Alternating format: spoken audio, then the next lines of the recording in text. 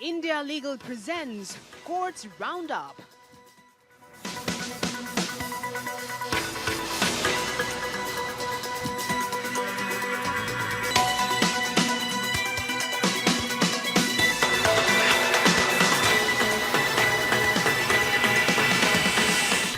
Doctor ortho Ayurvedic oil and capsule, अब दर्द भी घुटने टेकेगा।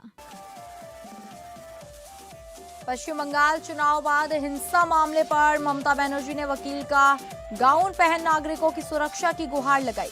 कोलकाता हाईकोर्ट ने पुलिस को कानून व्यवस्था बनाए रखने का दिया आदेश। बंगाल बार काउंसिल ने ममता का वकालत लाइसेंस किया तलब। सुप्रीम कोर्ट ने 16 दिन की सुनवाई के बाद सबरीमाला संदर्भ मामले में फैसला रखा सुरक्षित।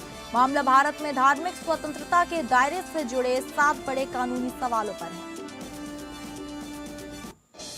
सुप्रीम कोर्ट ने चंबल में अवैध खनन पर राजस्थान को फटकारा। 6 विभागों के शीर्ष अधिकारियों को 19 मई को किया तलब।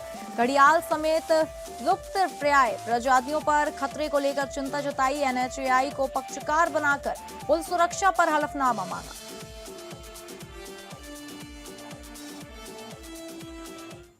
नमस्कार, आप सभी का स्वागत है कोर्ट्स राउंड अप में और मैं हूं आपके साथ अंकिता सिंह।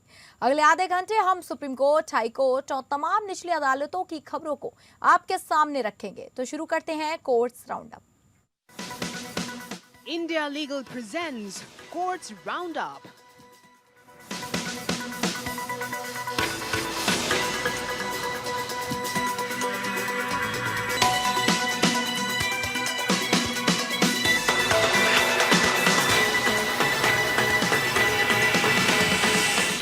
पूर्व मुख्यमंत्री और ऑल इंडिया तृणमूल कांग्रेस प्रमुख ममता बनर्जी वकील के रूप में बंगाल में चुनाव बाद हिंसा पर दायर याचिका में पेश हुई और बहस की। ममता बनर्जी गुरुवार को वकील का गाउन पहनकर राज्य में हालिया चुनाव बाद हिंसा से जुड़े मामले में कोलकाता हाई कोर्ट में पेश हुई। कोलकाता हाईकोर्ट ने गुरुवार को पुलिस अधिकारियों को निर्देश दिया कि पश्चिम बंगाल में चुनाव के बाद हिंसा के दौरान किसी भी नागरिक को अवैध रूप से उसके घर, दुकान या संपत्ति से बाहर निकाला गया हो तो उसकी सुरक्षित वापसी सुनिश्चित करें। मुख्य न्यायाधीश सुजॉय पॉल और न्यायमूर्ति पार्थ सारथी सेन की खंडपीठ ने कहा कि पुलिस अधिकारियों को जमीनी स्तर पर कानून व्यवस्था सख्ती से बनाई रखनी चाहिए। न्याय के हित में यह कहा जाता है कि पुलिस अधिकारियों के लिए जमीनी स्तर पर कानून व्यवस्था को सख्ती से बनाए रखना वैध होगा। पुलिस यह भी सुनिश्चित करेगी कि यदि किसी नागरिक को, चाहे वह किसी भी दल से जुड़ा हो, चुनाव बाद हिंसा के कारण अवैध रूप से उसकी दुकान, घर, संपत्ति आदि से बाहर निकाला गया है तो उसे उसकी दुकान, घर, संपत्ति आदि में सुरक्षित वापसी दी जाए, कोर्ट ने आदेश दिया। कोर्ट टीएमसी सांसद और वरिष्ठ अधिवक्ता कल्याण बंदोपाध्याय के बेटे वकील सिरसन्या बंदोपाध्याय द्वारा दायर जनहित याचिका पर सुनवाई कर रहा था। इस मामले ने तब ध्यान खींचा जब पूर्व पश्चिम बंगाल मुख्यमंत्री और ऑल इंडिया तृणमूल कांग्रेस प्रमुख ममता बनर्जी भी इस मामले में वकील के तौर पर हाई कोर्ट में पेश हुई और कोर्ट से बंगाल के लोगों की सुरक्षा करने का अनुरोध किया। मुख्य न्यायाधीश सुजॉय पॉल और न्यायमूर्ति पार्थ सारथी सेन की खंडपीठ के सामने पेश हुई। यह पीआईएल टीएमसी नेता और वरिष्ठ अधिवक्ता कल्याण बनर्जी के बेटे वकील सिरसन्या बनर्जी ने दायर की है। याचिका राज्य विधानसभा चुनाव के नतीजों की घोषणा के बाद पश्चिम बंगाल में हुई हिंसक घटनाओं को लेकर है। भारतीय जनता पार्टी के चुनाव जीतने के बाद आगजनी, लूटपाट और शारीरिक हमले सहित संगठित हिंसा की व्यापक घटनाएं सामने आई। बनर्जी द्वारा दायर पीआईएल के अनुसार यह हिंसा टीएमसी कार्यकर्ताओं और आम नागरिकों को निशाना बनाकर की गई है और इसे बीजेपी कार्यकर्ताओं ने अंजाम दिया। रिपोर्ट्स के मुताबिक ममता बनर्जी ने आज कोर्ट से चल रही गुंडागर्दी और तोड़फोड़ के मद्देनजर नागरिकों की सुरक्षा के लिए निर्देश जारी करने का आग्रह किया। बनर्जी ने यह भी आरोप लगाया कि अपराधियों ने महिलाओं, बच्चों या अल्पसंख्यकों तक को नहीं बख्शा। उन्होंने बताया कि इन घटनाओं में 10 टीएमसी कार्यकर्ताओं की हत्या कर दी गई। न्यायमूर्ति सुजॉय पॉल और न्यायमूर्ति पार्थ सारथी सेन पीआईएल के अनुसार चुनाव बाद हिंसा में कई लोगों की मौत हुई। खेजूरी में लगभग 60 दुकानें जल गई और कई परिवार विस्थापित हो गए जो डर के माहौल के कारण अब तक घर नहीं लौट पाए हैं। पीआईएल में ऐसी कई कथित घटनाओं का विवरण और उनमें से कुछ ही वीडियो रिकॉर्डिंग भी शामिल की गई है। यह भी आरोप लगाया गया है कि स्थानीय प्रशासन और पुलिस अधिकारियों ने एफआईआर दर्ज करने या पीड़ितों को सुरक्षा देने के लिए कोई कार्रवाई नहीं की। पीआईएल में कहा गया कि कानून व्यवस्था का यह टूटना भारत के संविधान के अनुच्छेद 14 और 21 के तहत गारंटीकृत मौलिक अधिकारों का घोर उल्लंघन है। इन्हीं आधारों पर पीआईएल में कोर्ट से राज्य और पुलिस अधिकारियों को ऐसी हिंसक घटनाओं को रोकने के लिए जरूरी कार्रवाई करने, एफआईआर दर्ज करने, प्रभावित लोगों को सुरक्षा देने, घर छोड़ने को मजबूर करने के लोगों के पुनर्वास और क्षतिग्रस्त संपत्तियों की बहाली सुनिश्चित करने के आदेश मांगे गए हैं। कोलकाता हाईकोर्ट इसी तरह की चिंताओं को उठाने वाली और चुनाव बाद हिंसा को रोकने के उपाय की मांग करने वाली एक अन्य पीआईएल पर भी सुनवाई कर रहा है।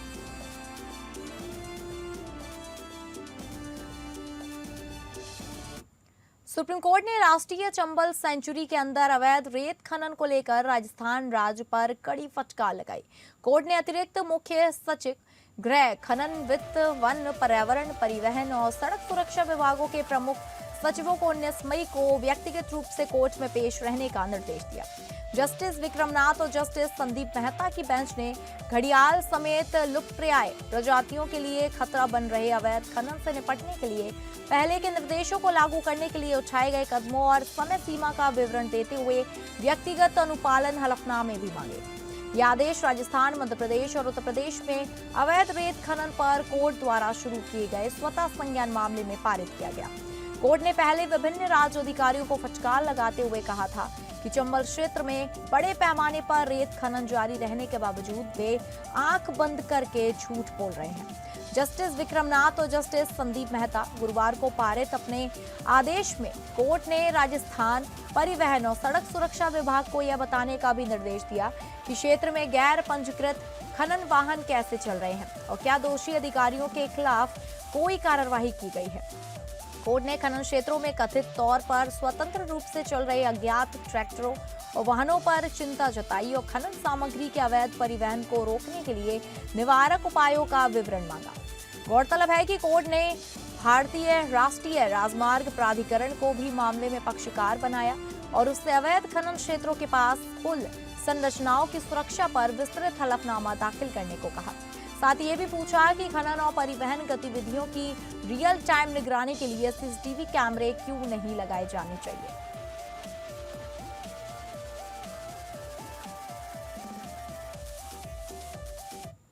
सुप्रीम कोर्ट ने संजय कपूर की मां रानी कपूर और पत्नी प्रिया कपूर के बीच ट्रस्ट विवाद में रघुवंशी इन्वेस्टमेंट प्राइवेट लिमिटेड की बोर्ड बैठक पर रोक लगाने से इंकार कर दिया। आरआईपीएल के पास संजय की विवादित संपत्ति का बड़ा हिस्सा है। हालांकि कोर्ट ने बैठक में 2 स्वतंत्र निदेशकों की नियुक्ति और बैंक साइनेटरी बदलने के एजेंडे पर चर्चा रोक दी है। जस्टिस जेबी पारदीवाला और उज्जवल भुइया की बेंच ने कहा कि यह मध्यस्थता की प्रगति देखेगी। कोर्ट ने 7 मई को मामला पूर्व सीजीआई डीवाई चंद्रचूड़ को मध्यस्थता के लिए भेजा था।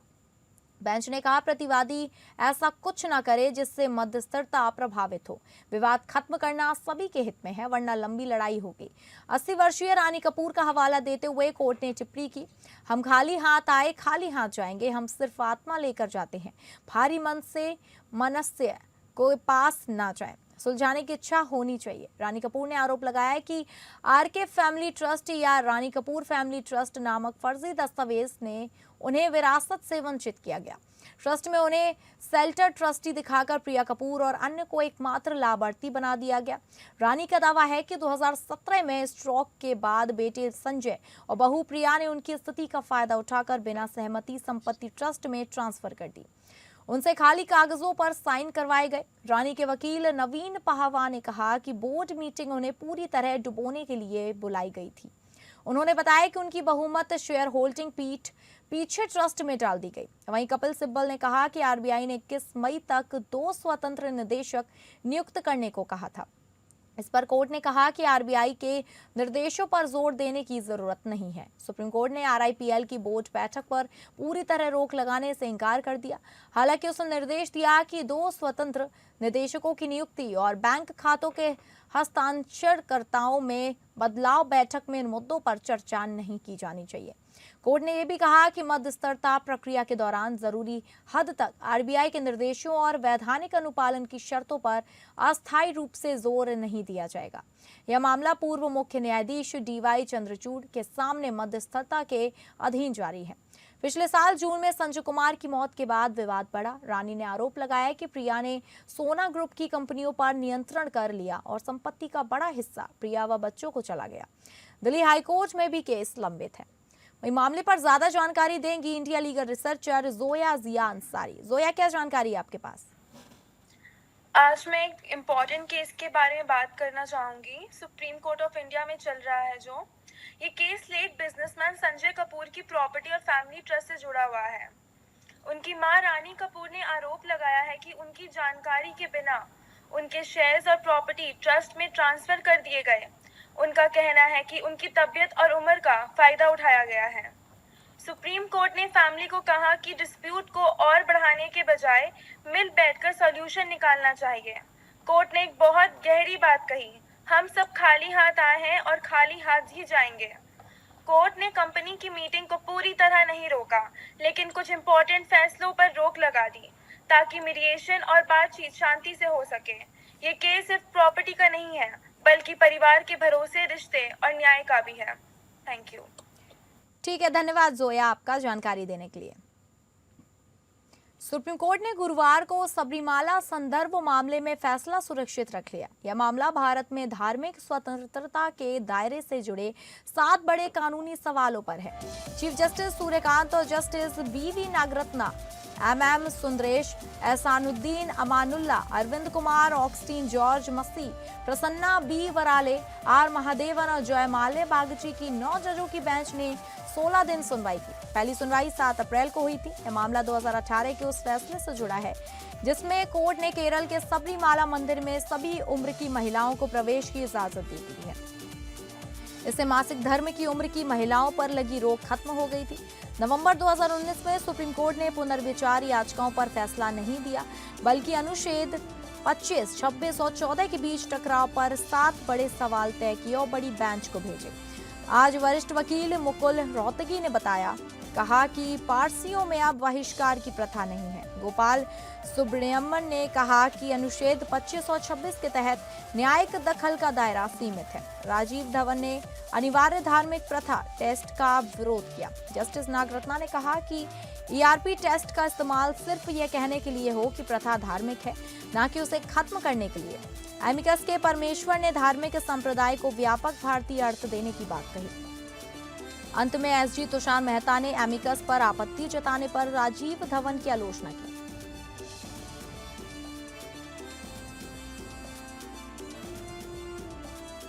सुप्रीम कोर्ट ने कहा है कि अगर कोई गवाह मुकर जाए यानी होस्टाइल हो जाए तो उसकी बात का इस्तेमाल सिर्फ दोषी ठहराने के लिए नहीं होता।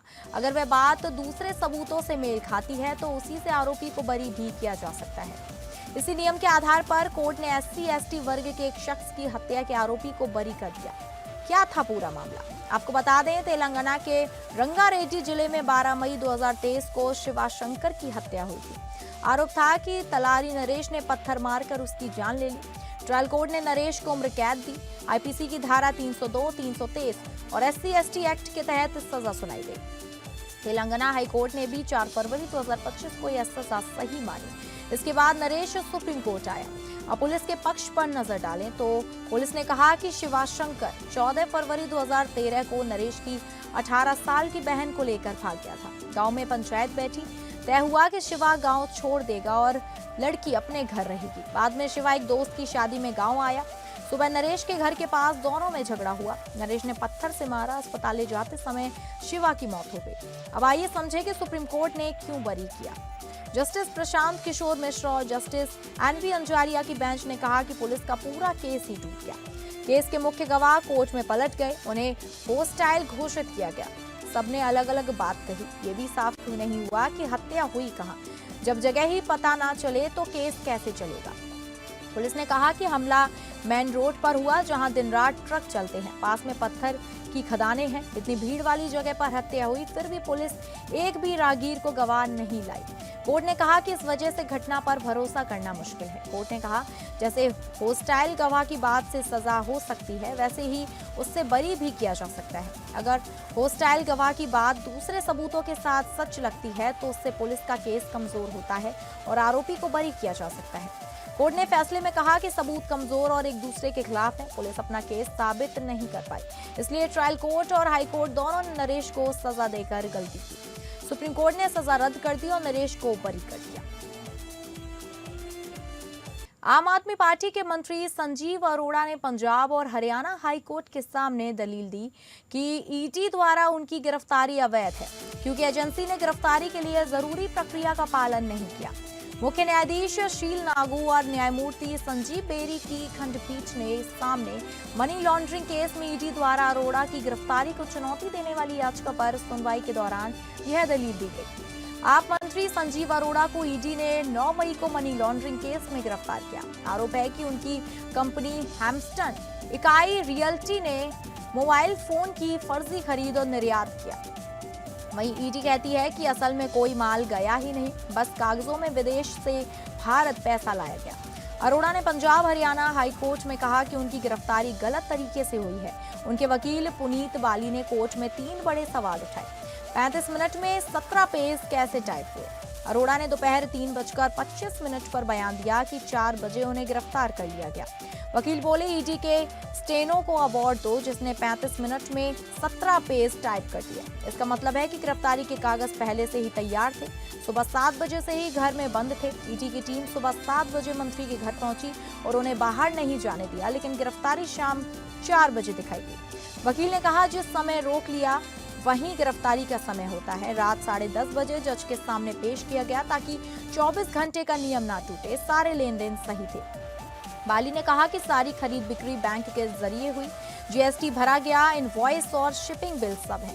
मैं मंत्री हूं, बॉर्डर पार का अपराधी नहीं। मुझे टालम टोल वाले जवाब के लिए गिरफ्तार किया गया, पर सुप्रीम कोर्ट कह चुका है कि ऐसे गिरफ्तार नहीं कर सकते। चीफ जस्टिस शील नागू और जस्टिस संजीव बेरी की बेंच सुनवाई कर रही है। कोर्ट ने मामला शुक्रवार तक टाल दिया और वकील से दलील जल्दी खत्म करने को कहा। अरोड़ा फिलहाल 16 मई तक ईडी की हिरासत में है। अरोड़ा के वकील ने कहा कि यह पूरा केस राजनीतिक बदनामी के लिए है। उन्हें वकालतनामा पर साइन तक नहीं करने दिया गया। अगर रिमांड का आदेश ही गलत है तो उन्हें तुरंत छोड़ना चाहिए। सीधा मतलब अरोड़ा कह रहे हैं कि ईडी ने पहले से कागज तैयार रखे, सुबह से घर में बंद किया और फिर फर्जी केस में फंसाया।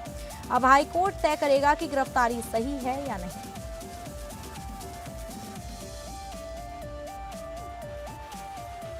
कांग्रेस पार्टी 70 साल से दिल्ली के जंतर मंतर रोड पर बने 7 नंबर बंगले में है।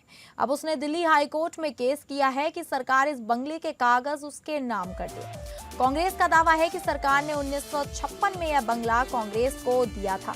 कांग्रेस ने 1959 में पूरा पैसा करीब 6.10 लाख सरकार को दे दिया। उसके बाद भी 60 साल से ज्यादा हो गए, लेकिन सरकार ने आज तक बंगले की रजिस्ट्री कांग्रेस के नाम नहीं की।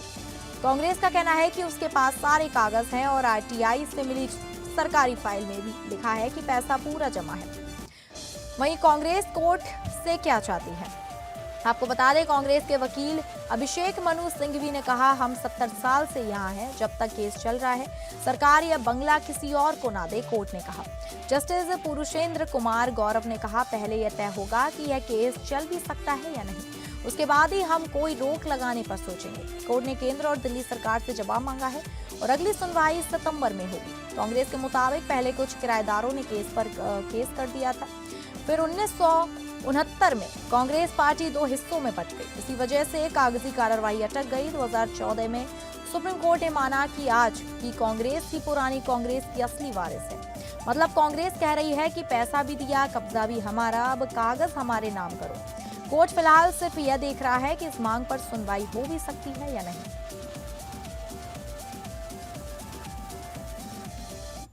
रॉबर्ट वाड्रा गुरुग्राम जमीन केस पर दिल्ली हाई कोर्ट में सुनवाई हुई। मामला 2008 में गुरुग्राम में हुई एक जमीन की खरीद फरोख्त से जुड़ा है। आरोप है कि रॉबर्ट वाड्रा से जुड़ी कंपनी ने 3.5 एकड़ जमीन 7.5 करोड़ में खरीदी, लेकिन कागजों में लिखा पैसा असल में नहीं दिया। ईडी कह रही है कि यह जमीन रिश्वत में दी गई थी। बदले में वाड्रा ने हरियाणा के तत्कालीन सीएम भूपिंदर सिंह हुड्डा पर दबाव डालकर उसी गांव में हाउसिंग लाइसेंस दिया। 4 साल बाद लाइसेंस मिलने पर यही जमीन डीएलएफ को 58 करोड़ रुपए में बेच दी गई। ईडी का दावा है कि वजीराबाद, गुरुग्राम में भी करीब 350 एकड़ जमीन गलत तरीके से डीएलएफ को दी गई, जिससे डीएलएफ को 5,000 करोड़ का फायदा हुआ। ट्रायल कोर्ट ने 16 अप्रैल को केस को सही मानकर वाड्रा को समन भेजा था। वाड्रा ने दिल्ली हाई कोर्ट में इस समन के खिलाफ याचिका लगाई। उनका कहना था कि जिन धाराओं में उन पर केस हुआ वो कानून पीएमएलए में 2008 से 12 के बाद जोड़ी गई, यानी पुराने केस पर नया कानून नहीं लग सकता। ईडी के वकील जोहेब हुसैन ने हाईकोर्ट में कहा वाड्रा ने झूठे बयान दिए हैं। आईपीसी की धारा 467 पहले से ही पीएमएलए में थी। उन्होंने कहा वाड्रा की याचिका जुर्माने के साथ खारिज होनी चाहिए। वाड्रा के वकील अभिषेक मनु सिंघवी ने कहा कि ट्रायल कोर्ट ने उनके कानूनी सवालों का जवाब नहीं दिया। जस्टिस मनोज जैन ने कहा सिंघवी जी सोमवार 18 मई को इस मुद्दे पर तैयार होकर आए। यही आपका मुख्य पॉइंट है। केस की अगली सुनवाई 18 मई को होगी। सीधे शब्दों में ईडी कह रही है कि वाड्रा ने सस्ते में जमीन लेकर सरकारी पहुंच से लाइसेंस निकलवाया और फिर महंगे में बेचकर मुनाफा कमाया। वाड्रा कह रहे हैं कि जिस कानून में केस चल रहा है वो बाद में बना। अब हाई कोर्ट 18 मई को तय करेगा कि वाड्रा का केस सुनवाई लायक है या नहीं।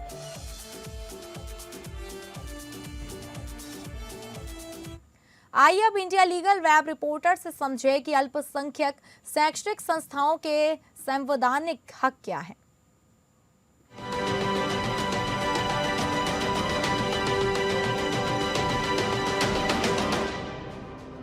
क्या माइनॉरिटी एजुकेशन इंस्टीट्यूशंस को कॉन्स्टिट्यूशन के अंडर स्पेशल प्रोटेक्शन मिलती है?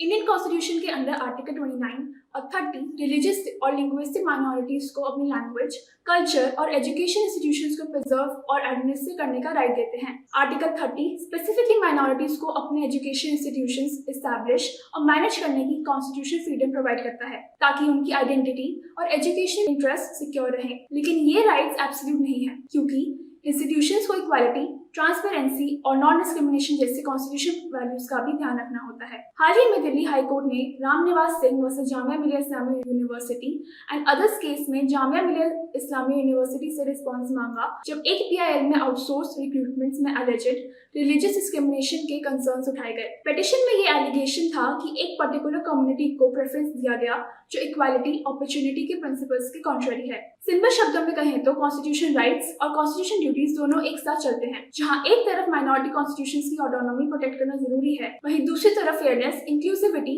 और इक्वल अपॉर्चुनिटी को मेंटेन करना भी उतना ही इंपॉर्टेंट है। Do follow us for more legal updates.